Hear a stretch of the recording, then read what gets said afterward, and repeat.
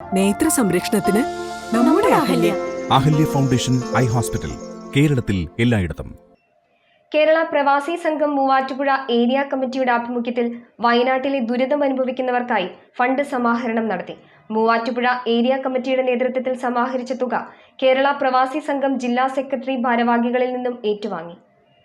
വയനാടിന് ഒരു കൈത്താങ്ങ് എന്ന പേരിൽ കേരള പ്രവാസി സംഘം മൂവാറ്റുപുഴ ഏരിയ കമ്മിറ്റിയുടെ നേതൃത്വത്തിൽ ഫണ്ട് സമാഹരണം നടത്തി.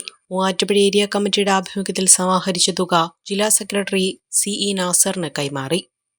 ക്യാമ്പയിൻ നടന്നു വരികയാണ്.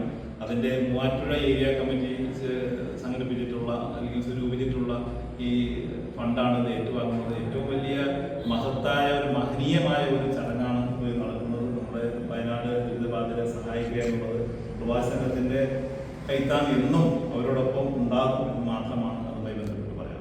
ചടങ്ങിൽ പ്രവാസി സംഘം Muvattupuzha area president PM Ibrahim അധ്യക്ഷത വഹിച്ചു. സെക്രട്ടറി അഫ്സൽ എളുമല, ട്രഷറർ ഷമീർ ചളിക്കണ്ടം, ജില്ലാ കമ്മിറ്റി അംഗം സാജിദ മുഹമ്മദ് അലി, ഏരിയ കമ്മിറ്റി അംഗങ്ങളായ അഷ്റഫ് മണക്കാടൻ, PA ജോസഫ്, മുഹമ്മദ് അലി കുന്നപ്പള്ളി തുടങ്ങിയവർ പങ്കെടുത്തു. Omania mobiles, AM road, Perumbavoor, PO junction, Muvattupuzha.